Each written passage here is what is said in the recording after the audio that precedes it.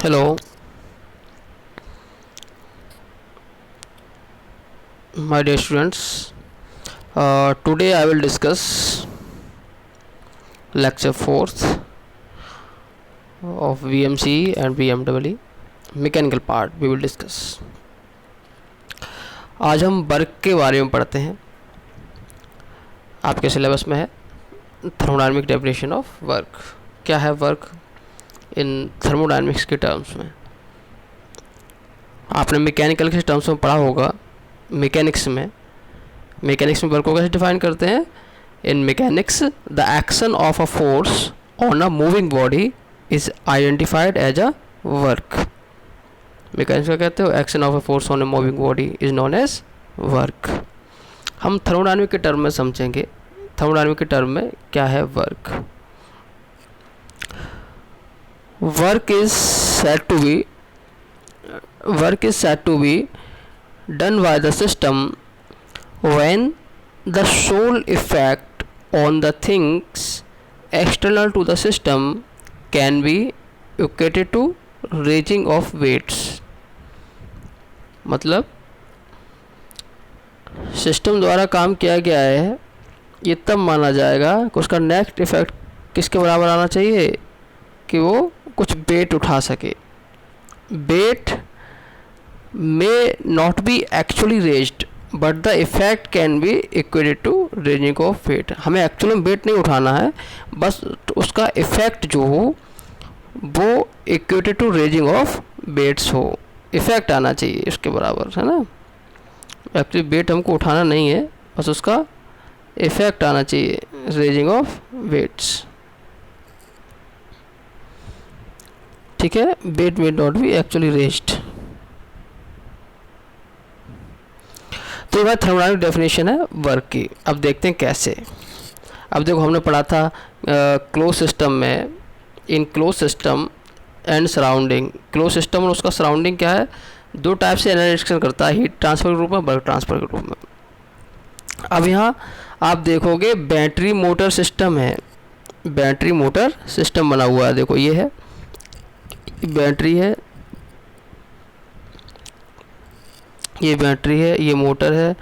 ठीक है, बैटरी है, ये बैटरी से मोटर कनेक्टेड है, मोटर से ये शाफ्ट है, शाफ्ट से ये मान लो एक फैन कनेक्टेड है। ठीक है, अब और हमने ये मान लिया हमारा क्या है, क्लोज सिस्टम। ये बाउंड्री है सिस्टम की, ये बाउंड्री है, ये मान लिया। ठीक है, ये हमारे सिस्टम क्या है, बाउंड्री है। तो अब ये फैन है, इसको रिप्लेस्ड कर दें एक पुली और एक बेट के माध्यम से। इस फैन को क्या करें, रिप्लेस्ड कर दें एक पुली और बेट के माध्यम से। तो क्या हो जाएगा, ये देखो ये बना, ये चीज़ बना। तो हमने फैन हटा दिया, एक पुली लगा दी, ये रस्सी बंधी हुई, एक बेट लटका दिया। अब हम बैटरी से पावर देंगे, बैटरी से पावर दिया, मोटर चलेगा, ये शाफ्ट से कनेक्टेड है, शाफ्ट से ये पुली, फिर ये जब घूमेगा तो ये रस्सी क्या है, बनती जाएगी, घूमती जाएगी, और ये बेट ऊपर लिफ्ट करता जाएगा। बेट नीचे से ऊपर की ओर रस्सी से बंधा हुआ है, बेट लटका हुआ है। ठीक है, तो ये ऊपर चलता जाएगा, बेट ऊपर की ओर मतलब ये बेट लिफ्ट होगा कि नहीं होगा। ये पुली है, ये शाफ्ट है, कोई शाफ्ट से रस्सी बंधी हुई है, ये पुली है। ठीक है, रस्सी लटकी, रस्सी से बेट बंधा हुआ है। जैसे ही मोटर चलेगा, रन करेगा, शाफ्ट घूमेगा, कितने कुछ आरपीएम से शाफ्ट घूमेगा और ये रस्सी इकट्ठा करना शुरू कर देगा, और ये बेट इससे बंधा हुआ है, ये बेट ऊपर जाना शुरू हो जाएगा। बात समझ आ रही होगी? चलो, तो अब हमारा इसमें ये हमारी बाउंड्री है। ठीक है, ये बाउंड्री है। अगर हमने बाउंड्री यहाँ खींच ली तो ये वर्क क्या कहलाएगा, ये कहलाएगा शाफ्ट वर्क। ठीक है, अब यही जब हमने बाउंड्री चेंज कर दी, अभी तो बाउंड्री ये थी, अब बाउंड्री हमने इसको कर ली, ये देखो dot dot dot dot dot, ये बाउंड्री कर ली। तो ये क्या है, अब जो वर्क यहाँ से हमको मिलेगा तो ये वर्क कहलाएगा इलेक्ट्रॉन वर्क। ऊपर वाले केस में शाफ्ट वर्क कहलाता है, क्यों, शाफ्ट की बाउंड्री क्रॉस कर रहा है। बाउंड्री मैंने क्या, डॉटेड लाइन दिख रही है आपको, डॉटेड लाइन। तो यहाँ शाफ्ट को डॉटेड शाफ्ट से हमने बाउंड्री मानी अपनी, तो ये क्या कहलाएगा, शाफ्ट वर्क। जब हमने बैटरी को अपना बाउंड्री मान लिया, ये बाउंड्री डॉटेड लाइन से, तो ये इलेक्ट्रॉन वर्क कहलाएगा। लेकिन यहाँ आप देखोगे, यहाँ बैटरी, मोटर, पुली और वेट, ये पूरा सिस्टम हमने इस बाउंड्री के अंदर कर दिया, तो यहाँ क्या वर्क है। अब यहाँ पे कुछ वर्क नहीं मिल रहा, यहाँ पे क्या वर्क मिल रहा था, इलेक्ट्रॉन वर्क, यहाँ कौन सा, सॉफ्ट वर्क, लेकिन इसमें हमें कोई वर्क नहीं मिल रहा है। क्यों, वर्क बाउंड्री क्रॉस नहीं कर रहा है, ये बाउंड्री है, इसके अंदर तो वर्क हो रहा है पूरा, बैटरी, मोटर, सॉफ्ट, ये सब घूम रहे हैं इसके अंदर, ये हमारी बाउंड्री है, तो यहाँ हमें कोई वर्क नहीं मिल रहा है। क्यों वर्क नहीं मिल रहा है, आपको हम बता दें, क्योंकि वर्क सिस्टम के अंदर हो रहा। अब हमारा सिस्टम क्या है, ये है पूरा, यहाँ पे सिस्टम इतना था तो सिस्टम के बाहर वर्क था, यहाँ पे सिस्टम इतना था, सिस्टम यहाँ से वर्क मिल रहा था। तो work transfer occurs only when it crosses the boundary. Work transfer तभी माना जाएगा जब ये बाउंड्री को क्रॉस करेगा। वर्क ट्रांसफ़र कब माना जाएगा, जब ये बाउंड्री को क्रॉस करेगा। वर्क हमारा कैसा फंक्शन है, पाथ फंक्शन है। फॉर एग्जांपल, जब तक बाउंड्री क्रॉस ना होगी तब तक वर्क ट्रांसफ़र नहीं माना जाएगा। जैसे मान लो बोल रहा हूँ, अपने होठों से, होठों को मेरी वॉइस क्रॉस करेगी तभी तो आपको मिलेगी वॉइस हमारी सुनने को, तभी तो आप मानोगे कुछ काम हो रहा है। अगर मैं होठ बंद रखूँ अपने और अपनी आवाज़ को अंदर ही अंदर कुछ ही बोलता रहूँ, होठों को जब तक, होठों की बाउंड्री हमारी वॉइस क्रॉस नहीं करेगी, आपको कुछ सुनाई देगा क्या, नहीं। वर्क बाउंड्री फिनोमेना है। मैं मुंह बंद करके कुछ भी बोलता रहूँ, आपको कुछ सुनाई नहीं देगा, क्योंकि होठों की जो बाउंड्री है वो सीमा क्रॉस होनी चाहिए। तो वर्क कैसा है, एक बाउंड्री फिनोमेना है। Work transfer occurs only when it crosses the boundary. जब तो बाउंड्री क्रॉस नहीं होगी तब तो वर्क नहीं माना जाएगा। वर्क कैसा फंक्शन है, पाथ फंक्शन है। Work is a path function, ठीक है बेटा, work is a path function. चलते हैं, अब देखते हैं sign convention, sign convention of work transfer, समझते हैं इसको। Sign convention of work transfer, work done by the system is taken as positive and work done on the system is taken as negative. जब हमें system से काम मिल रहा होता है तो उसको हम पॉजिटिव मानते हैं, और जब हमको सिस्टम में काम देना पड़ता है तो उसको नेगेटिव मानते हैं। सिस्टम से वर्क मिल रहा है, ये मान लो ये सिस्टम है, इससे वर्क मिल रहा है तो ये पॉजिटिव है, सिस्टम को वर्क देना पड़ेगा तो ये नेगेटिव कहलाएगा। सिस्टम से वर्क मिलेगा तो ये पॉजिटिव है, सिस्टम से वर्क मिलेगा तो ये पॉजिटिव है, सिस्टम से वर्क मिलेगा तो पॉजिटिव, सिस्टम को वर्क देना पड़ेगा तो नेगेटिव, ठीक है। मिल रहा है पॉजिटिव, देना पड़ रहा है तो नेगेटिव। क्लियर है बात। जैसे ये देखो पिस्टन सिलेंडर अरेंजमेंट है ये, ठीक है, ये बेट है, एक्सपेंशन वर्क, यहाँ से गैस जल रही है, अंदर गैस जल रही है, प्रेशर से बेट ऊपर उठेगा तो वर्क हमें मिलेगा, ये पॉजिटिव है। जब ये कंप्रेशन, इसके अंदर कोई गैस है, इसको ऊपर से फोर्स लगा के हमको कंप्रेस करना पड़ेगा, इसको सिस्टम को वर्क देना पड़ेगा, यहाँ वॉल्यूम बढ़ेगा, यहाँ वॉल्यूम कम होगा, ये वर्क मिलेगा, ये पॉजिटिव, यहाँ वर्क देना पड़ेगा, ये नेगेटिव। बात क्लियर है, समझ आई बात। साइन कन्वेंशन समझ में आया। हीट ट्रांसफर के केस में उल्टा होता है, हीट सिस्टम को देते हैं तो पॉजिटिव और सिस्टम से निकालते हैं बाहर तो नेगेटिव। हीट और वर्क का साइन कन्वेंशन उल्टा है, ध्यान रखेंगे। ये जनरल इक्वेशन है वर्क के लिए और डेरिवेशन के लिए। ये कैसा है, मान लो general equation for close system और नॉन फ्लो सिस्टम क्या है। मान लो हमारा ये पिस्टन था, ये पिस्टन सिलेंडर, ये सिलेंडर है, इसके अंदर पिस्टन है, इसकी विड्थ कितनी है, dx है, ठीक है। इसका एरिया टोटल मान लें a है, तो P कोई फोर्स लग रहा है पिस्टन से, ये पिस्टन के ऊपर P फोर्स लग रहा है, अंदर गैसेस भरी हैं, फ्यूल जब बर्न होगा तो ये फोर्स लगाएगा लेफ़्ट टू राइट डायरेक्शन में, पिस्टन मूव करेगी। तो फोर्स क्या होता है, प्रेशर पर यूनिट एरिया। तो वर्क क्या है, फोर्स इनटू डिस्प्लेसमेंट या डिस्टेंस, कितना ट्रेवल किया। तो डिनोट करेंगे इसको, वर्क को डिनोट करेंगे डेल डब्ल्यू से, ठीक है, डी डब्ल्यू से या डेल डब्ल्यू से। तो फोर्स क्या है, प्रेशर पर पी इंटू ए, डिस्टेंस कितना डी एक्स, माना ये डी एक्स डिस्टेंस ट्रेवल किया, पिस्टन कितना डिस्टेंस इस तरफ ट्रेवल किया, मान लेते हैं डी एक्स डिस्टेंस ट्रेवल किया, ठीक है। A into d x, area into d x, ये क्या वॉल्यूम हो जाएगा पूरा, कितना वॉल्यूम इसने कवर किया पिस्टन ने। तो पी डी वी ये इंटीग्रेशन का साइन आ जाएगा, यहाँ से डिफरेंशियल हट जाएगा। तो ये वर्क का formula integration of p d v या summation of p d v close system और नॉन फ्लो सिस्टम के लिए वैलिड है। इसको हम पी वी डायग्राम पर नोट करें, इसको अगर हम पी वी डायग्राम पर नोट करें तो कैसा देखेगा work on p v diagram. तो मान लो ये हमारा है, ये प्रेशर एक्सिस है, ये वॉल्यूम एक्सिस है, ये कोई कर्व है, हमें इन दो पॉइंटों के बीच में वर्क निकालना है। इसको वॉल्यूम एक्सिस पे प्रोजेक्ट करेंगे तो जो हैश्ड एरिया है इसका वॉल्यूम पता कर लेंगे, तो यही हमारा वर्क डन का वैल्यू होगा। ठीक है, कोई दो पॉइंट, यहाँ देखो दो पॉइंट दिख रहे हैं, इसको वॉल्यूम एक्सिस पे हमने प्रोजेक्ट कर लिया, और जो हैश्ड एरिया है भाई हमारा क्या है, वर्क डन है। तो एरिया किसके बराबर आएगा, पी डी वी किसका बराबर, पी डी वी, ये जो चेंज इन वॉल्यूम है। ठीक है, मान लो यहाँ इस पॉइंट पे हमारा, इस पॉइंट पे P1 प्रेशर, यहाँ P2 प्रेशर, यहाँ B1 वॉल्यूम है, B2 वॉल्यूम। ठीक है, तो वर्क किसके बराबर है, जो हैश्ड एरिया इसका वॉल्यूम पता कर लेंगे, इसके बराबर हमारा वर्क हो जाएगा। चलो चलते हैं आगे।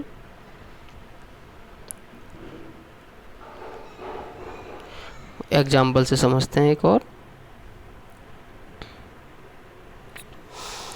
देखें, area under the curve when projected on volume axis gives non flow और क्लोज सिस्टम वर्क। आप देख रहे हो, देखो यहाँ दो पाथ आपको दिख रहे हैं, एक पाथ ए दिख रहा है आपको, एक पाथ बी दिख रहा है। मान लो ये पाथ ए है, ये पाथ बी है। ठीक है, तो ए के नीचे ब्लैक लाइन से दिख रहा है हैश्ड एरिया, और बी के नीचे का ब्लू लाइन से है। तो एरिया किसका ज़्यादा है, बी पाथ के लिए ज़्यादा है, और ए पाथ के लिए एरिया कम है, जबकि इनिशियल और फाइनल पॉइंट्स दोनों के सेम थे। तो इनिशियल और फाइनल पॉइंट दोनों के सेम है, पाथ ए के लिए भी सेम है इनिशियल फाइनल, पाथ बी के लिए सेम है इनिशियल फाइनल पॉइंट, लेकिन वर्क डन अलग अलग है। बात समझ में आ रही है, दो the end points are same for path A and path B, work transfer is not same, work transfer same नहीं है। इसलिए वर्क ट्रांसफर किस पे डिपेंड कर रहा है, पाथ पे डिपेंड कर रहा है। Work transfer is a path function, work transfer is not a property, hence it is an inexact differential. इसको नोट करेंगे डी डब्ल्यू या डेल डब्ल्यू। इस फॉर्मूले को W equal to summation of p d v या integration of p d v, ये कब यूज कर सकते हैं, कहाँ वैलिड है ये, the system must be A close system. System कैसा होना चाहिए, क्लोज सिस्टम होना चाहिए, या कहेंगे नॉन फ्लो सिस्टम होना चाहिए। वर्क बाउंड्री को क्रॉस करना चाहिए, work should cross the boundary, और the process must be a reversible process. Process कैसा होना चाहिए, रिवर्सिबल प्रोसेस होना चाहिए, वहाँ पर हम इसका इस्तेमाल कर सकते हैं। बात क्लियर है, आई थिंक समझ आया होगा। अब हम डिस्कस करते हैं वर्क की यूनिट ऑफ वर्क क्या होता है, वर्क की यूनिट हम लोग डिस्कस करेंगे। वर्क आपको पता है SI और CGS दोनों में, SI में हमको जूल, वर्क का मात्रा क्या होता है, जूल, हमको पता है SI में इसका मात्रा जूल होता है। वर्क क्या होता है, फोर्स इंटू डिस्प्लेसमेंट। तो फोर्स को F से नोट करें, F इंटू डी। फोर्स की यूनिट क्या होती है, न्यूटन, डिस्प्लेसमेंट की मीटर, न्यूटन इंटू मीटर क्या कहलाता है, जूल। नोट करते हैं कैपिटल J से। तो वर्क की मात्रक जूल, किस में, SI यूनिट में। CGS में बात करेंगे, CGS में अर्ग कहते हैं, एक जूल में 10 की पावर 7 अर्ग होते हैं। इसको देखेंगे कैसे। अब देखो वर्क इक्वल टू क्या होता है, फोर्स इंटू डिस्प्लेसमेंट। फोर्स को CGS में मात्रा क्या है, फोर्स का डाइन, SI में फोर्स का न्यूटन है, CGS में डाइन है। डिस्टेंस का क्या CGS में, सेंटीमीटर। डाइन इंटू सेंटीमीटर क्या कहते हैं, अर्ग। तो वर्क का मात्रा क्या हो गया, CGS में अर्ग। अब देखते हैं एक जूल में क्या होता है, एक joule equal to one joule equal to 1 newton into 1 metre. 1 newton में 10 की पावर 5 डाइन होते हैं, और 1 मीटर में 100 सेंटीमीटर होते हैं। ठीक है, तो 10 की पावर 5 और ये 100, 10 की power 7 dyne into centimetre. Dyne into centimetre क्या कहलाता है, अर्ग। इसलिए कहते हैं 1 जूल इक्वल टू 10 की पावर 7 अर्ग।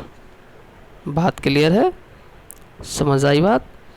तो इस तरह से आप लोग इसको समझ पाए होंगे। हमने वर्क का मात्रक जाना SI यूनिट में और CGS यूनिट में। बात क्लियर है? चलो आगे चलते हैं। यहाँ तक सबको क्लियर होगा, आप लोग इसको अच्छे से समझ लेंगे, पढ़ लेंगे, कोई डाउट होगा तो पूछेंगे। अब आते हैं हीट ट्रांसफ़र की बात करते हैं। क्या बात करते हैं? हीट ट्रांसफ़र की। देखो, the energy transfer due to temperature difference is known as heat transfer. ये हमने पढ़ा था। Energy induction due to temperature difference known as heat transfer, और any other type of energy induction known as work transfer. हम यहाँ specific heat जानने की कोशिश करेंगे। आप सबने स्पेसिफिक हीट पढ़ी है, फिर उसका डेरिवेशन भी समझ लेते हैं। माना कोई बर्तन है, एक माना ये बर्तन है, एक बर्तन ये, दोनों में मास सेम है, दोनों में सेम मास है, जो भी लिक्विड भरा है उनका मास कैसा है? सेम है। इस वाले का इनिशियल टेम्परेचर 20 है, इसका भी इनिशियल टेम्परेचर 20 है, TI मतलब इनिशियल टेम्परेचर। हमने इसको हीट देना शुरू किया, इसको भी हीट देना शुरू किया, ठीक है। इसका फाइनल टेम्परेचर आया कितना? 40। इसको फाइनल टेम्परेचर 40, फिर हमने हीट देना बंद कर दिया, इसका फाइनल टेम्परेचर पहुंचाया हमने 100 तक, फिर इसको हीट देना बंद किया। यहाँ पर आप देखोगे टेम्परेचर डिफरेंस क्या आया? पहले 20 था, अब 40 है। टेम्परेचर डिफरेंस क्या है? 20। यहाँ पहले 20 था, फाइनल में 100 है, तो यहाँ कितना टेम्परेचर डिफरेंस है? 80। तो यहाँ पर टेम्परेचर डिफरेंस 20 है, यहाँ पर टेम्परेचर डिफरेंस 80 है। मास दोनों का सेम था, यहाँ टेम्परेचर डिफरेंस 20 है, यहाँ 80 है। तो बताओ किसको हीट ज़्यादा देनी पड़ेगी? इस वाले को हीट ज़्यादा देनी पड़ेगी। यहाँ टेम्परेचर 80 है, यहाँ हीट ज़्यादा देनी पड़ेगी। तो हीट ट्रांसफ़र जो है किसके डायरेक्ट प्रोपोर्शनल है? टेम्परेचर डिफरेंस के। जितना हीट ट्रांसफ़र किसके इक्वल टू डायरेक्ट प्रोपोर्शनल है? टेम्परेचर डिफरेंस के। जितना ज़्यादा टेम्परेचर डिफरेंस होगा उतनी ज़्यादा हीट हमको देनी पड़ेगी। बात समझ आई? अब लेते हैं, सेम लिक्विड है, यहाँ पर मास मानना 1 kg है, यहाँ पर मास 10 kg है। इनिशियल टेम्परेचर यहाँ 20 है, यहाँ भी 20 है, यहाँ फाइनल टेम्परेचर 40, यहाँ भी फाइनल। टेम्परेचर डिफरेंस दोनों का सेम है, लेकिन यहाँ मास 1 kg है, यहाँ मास 10 kg है। तो किस में हीट ज़्यादा देनी पड़ेगी? इसमें, क्योंकि यहाँ मास 10 kg है। भले ही टेम्परेचर डिफरेंस दोनों का समान है, लेकिन मास यहाँ पर ज़्यादा है, इसलिए इसको हीट ज़्यादा देनी पड़ेगी। तो Q is directly proportional to M। जिसमें ज़्यादा मास होगा उतना इसको ज़्यादा हीट देना पड़ेगा। बात क्लियर है? तो हमने क्या सीखा? Q is directly proportional to mass and delta T। ये प्रोपोर्शनलिटी का साइन हटाओगे तो एक कांस्टेंट आ जाएगा, MC delta T। Q equal to MC delta T। तो ये क्या कहलाएगा? ये C जो है वो स्पेसिफिक हीट है, Q equal to Q upon MC delta T। इसकी यूनिट क्या हो जाएगी? किलो जूल पर kg into kelvin. Specific heat का यूनिट क्या है? किलो जूल पर kg इंटू केल्विन। तो Q की वैल्यू C के बराबर हो जाएगी कब?